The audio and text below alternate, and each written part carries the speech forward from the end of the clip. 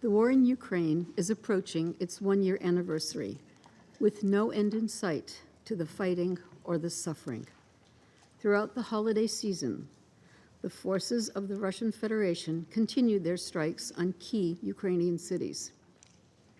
Too many Ukrainians spent what is normally a festive period in bomb shelters.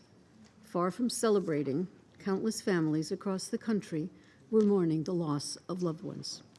It has created a humanitarian and human rights catastrophe, traumatized a generation of children, and accelerated the global food and energy crises. And yet, this grave damage could pale in comparison with the consequences of a prolonged conflict. I said at the outset of my statement that there is no sign of an end to the fighting. The logic that prevails is a military one, with very little, if any, room for dialogue right now. But all wars end, and so too will this one. Ukraine, Russia, the world cannot afford for this war to continue. Just as when we warned this council last January that Russia was planning a full-scale invasion of Ukraine, we also warned this council more recently that Iran and the DPRK plan to transfer prohibited materials to Russia. They have. Since August, Iran has transferred hundreds of UAVs to Russia in violation of UN Security Council Resolution 2231. With the beginning of this special military operation, the goal is to ensure that no threat will emanate from the Ukrainian territory to Russia, and the discrimination of the Russian-speaking population will end. If this can be achieved through peaceful negotiations, we are ready to engage. If not, we will achieve it through military means. To date, though neither the Kyiv regime or its Western sponsors have drawn the necessary conclusions about this disaster. Even worse, in Ukraine, with the tolerance of the collective West, the Zelensky has become an authoritarian regime, which in itself is a significant obstacle to peace. Ukraine has been turned into the world's largest minefield of 175,000 square kilometers. The majority of Russian missile and drone attacks has been directed at civilian infrastructure, namely 62% of all strikes.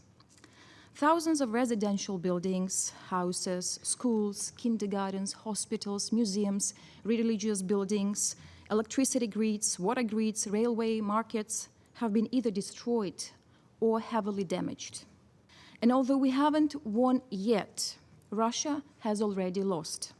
For its final defeat and victory of our democracies, another joint action is needed. In this regard, my message is very clear. We need to reinforce sanctions in sectors of particular economic importance to Russia. Full oil and gas embargo, disconnection of Russian banks from global financial system is price the aggressor state should pay. It is clear that there is no room for compromise with evil, because if Ukraine stops fighting, it will die. The world as we know it will die. If Russia stops its aggression, the war will end. It is as simple as that. OHCHR continues to document allegations of grave human rights violations and to support efforts towards accountability. Since 24 February, OHCHR has documented over 90 cases of conflict-related sexual violence, falling into two categories. The majority as a method of torture and ill treatment in detention, predominantly affecting men, and sexual violence involving rape, including gang rape, of women and girls in areas under Russian control. It is imperative that all perpetrators of human rights violations are held accountable. Today, I'm asking members of the Council to join us in urging Russia to scale up cooperation immediately. As we work to contain the ripple effect of Russia's war, we must also be laser-focused on the horrors happening in Ukraine on the ground. We believe Iran is now considering the sale of hundreds of ballistic missiles to Russia, and also in violation of Council resolutions. We urge Iran to reverse course and not to take these steps. and we urge everyone who supports peace to ask Iran to do the same.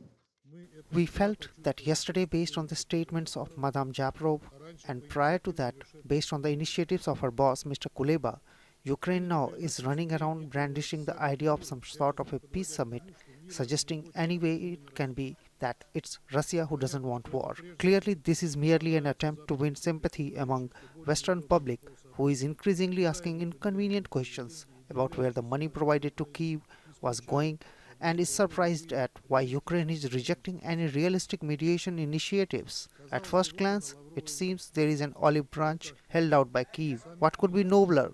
However, even with the most cursory examination, it becomes clear that behind this lovely facade, there's a rotten structure and even a hidden compartment.